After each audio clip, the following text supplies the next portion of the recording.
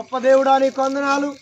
ఈ గ్రామంలో ఈ రాత్రికాల సమయంలో మీరు ఈ గ్రామం కొరకు జన్మించిన దేవుడు అని ప్రకటించి వచ్చి ఉన్నాం ప్రభువా. నువ్వు వెళ్ళిన ప్రతి బజారుని అయా మా మాటలు విన్న ప్రతి ఒక్కరిని మీరు జ్ఞాపకం చేసుకోనండి.